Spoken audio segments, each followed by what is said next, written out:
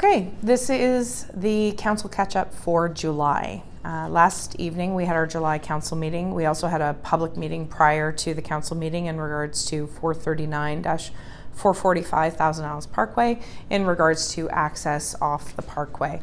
That was tabled to get more information. It was also on the council agenda later on, but it has been tabled till the August meeting. So if you have any comments in regards to that application, please go online and take a look at it before we make our decision. So we called the meeting to order at 6:32. We adopted the agenda. There was one declaration of interest, and that was in regards to the heritage item. The Heritage Register, as Councillor Kelman had a personal relationship with one of the people who was listed, their property was listed on the Heritage Register. So we adopted all of the minutes, and we also went through the staff reports in regards to the application for the alteration to a designated property, which was the Escott Town Hall. So it seems kind of interesting that we would need to apply for alteration of a designated property to ourselves, if you will. We follow the process when it comes to planning, building permits, all of that sort of thing, even if it is one of our own municipal buildings. So the rules still apply to us as a municipality the same as it would for an individual. We passed our municipal heritage properties register, also our social media policy, which really looks at making sure that both council and staff are behaving respectfully on social media and making sure that we all are held to the same standards. But probably the best and most fun part of last night was the 2023 Youth Bursary Awards. So that was approved in staff reports. And then we went on to items of information, which we received a couple of thank you letters from the Gananoque Canoe Club and the Lyndhurst-Sealy's Bay District Community Chamber of Commerce for the grant donations that they received in the spring, which was very nice of them to send us those notes. We also had the Cataraqui Conservation Transition Plan quarterly reporting, as well as Municipality of North Perth vacant building official position that had come forward. And the interesting piece is, why would that be of interest to us? Well, if you haven't heard, it is very difficult to find a chief building officer here in the province of Ontario. People are training up to get this certification. However, there isn't a lot of them in the province, so we're all sort of fighting over the same people.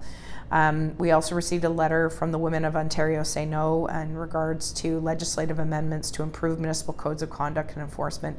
And really that boils down to the fact that sometimes women are put in precarious situations, whether it be at the council table or sometimes in municipalities with certain staff. And so the expectation is this group is trying to look for legislative amendments that increase the expectations as far as behavior when it comes to female members of council and their roles. So when we moved on to the delegations and presentations, that's where we presented the 2023 Youth Bursary Awards to Sage O'Connor, Lane Morency, and Teresa Carty. So all three of the recipients were able to come to council to receive their awards, and we got to hear a little bit about them and what they're planning on doing. And I'm really grateful they were able to join us. It is important that we support the youth. One of the recipients was talking about becoming an entrepreneur and wanting to have their own business. And as I said during the meeting, very happy to welcome them back with open arms, and hopefully they'll locate their business here within the municipality and grow their business and grow their future with us. We also had Ari Hugenboom, the mayor from Rideau Lakes Township, to come and speak to us in regards to Mapleview Landings fundraising. So some of you may or may not be aware, the Mapleview Landings property is where Mapleview Lodge is currently housed and will be the home of the new G. Tacabarian family home. Our new 192 bed facility is in current stages of construction. The fundraising committee has a lofty goal of $3 million, which they believe is attainable, and based on current reporting, I believe they're just shy of $1.3 million raised already for the building. And obviously the government of Ontario, as well as the municipal government of Leeds Leeds and Grenville, the United Counties of Leeds and Grenville, are funding the build, but the $3 million are for the extras, the blanket warmers, the extra lifts, things that make care for the residents much more accessible. So it's easier on the staff as well as the residents, because it is their home away from home. And our goal is to make sure that they feel cared for as if they were in their own home. We're very grateful to the staff that currently work in the 60-bed facility that currently is operating out of Mapleview Lodge. But we look forward to the new building and the efficiency we'll be able to gain with 192 beds, having all of the staff that are currently at the Mapleview Lodge building coming over along with all the residents, but also we will be requiring new staff to be increased, obviously, for 192 beds, so watch for those announcements coming out. So his presentation was asking the municipality to make a 3-year commitment of approximately $10,000 a year, $1 per resident, as there are residents within the home now and in the past who are from our municipality, and it is a municipally run facility, and the costs of going there versus a private retirement home or nursing home is considerably less. So it is a beneficial thing to have in our area, and so it'll be up for council discussion and consideration in the coming months as we go into budget proceedings. Other action items, the Planning Report SR-135-23 Zoning Bylaw Amendment application for 439-445 Thousand Islands Parkway, which was the one on the planning agenda. That was deferred, mainly because there were some concerns from council in regards to where the access was, how it was going to affect a residential neighbor, and they had a couple of suggestions on how this may or may not be able to be alleviated. So we've sent that back to the planning department to get more information to bring back so that we can make a decision with a little bit more information going forward. We had an extensive discussion in regards to Operations Report SR-136-23, which is the new fire station. So for those of you who may not be aware, the new fire station that is going to be located at Highway 15 and 32, we're just going through the fine strokes of getting the design finalized so that we can go out to tender this fall. That is the goal. This motion that had come forward was to direct staff to proceed with the detailed exterior design of the new fire station number 2 with the alternative sloped roof. So at the Committee of the Whole, we received a number of designs that were flat roof based, and a number of members of council had concerns with the costs associated with maintaining a flat roof over a longer period of time, rather than if we had have just gone with a sloped steel roof. So our operations director had brought back some options for us. And so the new detailed exterior design came through, and we did come to the conclusion that the concept for the exterior, based on what was presented at council last night, is satisfactory to move forward, to come forward with the detailed design to go to tender. So the final detail should be coming forward either in August or the beginning of September, so that they can go out to tender, provided that we get that approved. We also had Operations Report SR-134-23, which is the winter control plan. And the motion was that we approve the winter control plan attached to Operations Report SR-134-23 as a basis for the township and Leeds and the Thousand Islands winter maintenance activities, and that the winter control plan be recognized as a living document with an updated plan presented to council every 4 years. And this is important because often what will happen is we'll come up with a new plan for something, and then it sort of just is expected that this is what we do going forward. But as anything, we always need to revisit what's working, what's not working, what changes do we need to make. But the way that this motion is written is that an updated plan has to come to council every 4 years.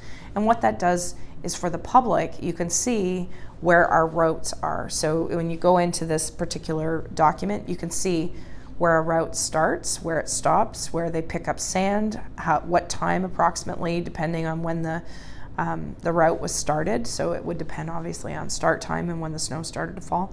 But that we're hoping to be a lot more transparent with people when people say, well, why hasn't my road been plowed? And it could be depending on where they are in the route, whether they needed more sand. It could be a lot of different things. So if you have questions about that, please take a look at this report and also reach out to your council member or myself if you feel you need to. So the appointment of Deputy Mayor, last night we appointed Councillor Foti as our new Deputy Mayor, so congratulations to him. We deferred the appointment of the Cataraqui Conservation Full Authority Board member. Councillor Kelman did show interest in it, but there was some discussion about having someone from the general public be our representative on the board. That's coming back to have a further discussion at the next meeting, just to talk about the process, what we might go through in order to weigh the options, whether we would prefer it to be council member or if a member of the public would be as good of representative. One of the things that Councillor Lackey brought up is that we have a bylaw in place that he is the appointee to county council. One assumes that as a deputy mayor that they would automatically be my representative in the event that I could not attend a county meeting. Unfortunately, the way the nuts and bolts work is that there has to be an appointment from this council specifically, and the last one we have on file is for it was Deputy Mayor Lackey at the time. So we will have something coming forward at the next meeting that will appoint Deputy Mayor Foti in that particular stead in the event that I cannot attend. And lastly is the appointment of the Leeds and Thousand Islands Public Library Board member, and Councillor Kelman has stepped up to take that on as well. I will continue on with the board as well, but she will be a council representative. So as far as the mayor's update is concerned, a few things. Lansdowne Fair is happening the 21st to the 23rd, and obviously that is something that everybody looks forward to here in the community. We have a number of recreational programs that are still going on in the summer months, so please go to our website and check those out. Just a huge amount of thanks to all the volunteers at Canada Day for all of their hard work in the Sealy's Bay Area, because without them, the Canada Day celebration wouldn't happen. And it is great to see such a small community come together, invite people over, neighbors, friends alike, to enjoy the day, and then obviously the fireworks in the evening. So thank you again to all the volunteers who make that very fun day happen for everyone. Also to remind you that Pride Weekend is also happening, or Pride Week I should say, in Gananoque the 17th to the 23rd, which is around the same time as Lansdowne Fair. Also to remind people that we had some rain. However, just to use extreme caution when burning, we don't have a burn ban in effect at this particular time. However, we've had some pretty traumatic incidents here in the municipality with a fatal fire up on County Road 42. And the OFM and the OPP are investigating at that point in time. We've also had some motor vehicle accidents. Luckily, the people are expected to recover. But please don't drink and drive. Please be careful. Check your speed and use caution in summer months. Everybody wants to get to the cottage, the lake, whatever, as fast as they can, but we want everybody to arrive safe. And hopefully we don't need to send our fire people out to help you out. They're here, but we want to use them sparingly if we, hopefully everybody is safe in the meantime. So based on bylaws, our social media policy was passed. We formally appointed our Director of Corporate Services and Treasurer, Philip Renier, and we also did the committee and board appointments, and then a confirmation bylaw, 3 readings and final passage. So that is your council update for this particular month, which is July.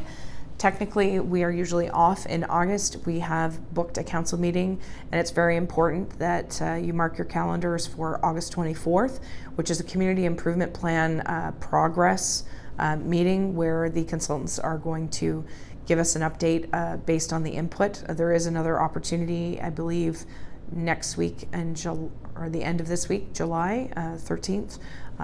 Check the calendar for that as well if you have other suggestions you have for our community improvement plan. So we will be meeting in August because we have stuff we got to get done, and then be meeting again in early September. So have a great summer. Enjoy the heat, enjoy the water, enjoy your friends and your family, and maybe a little bit of vacation, and we'll see you all back August 24th.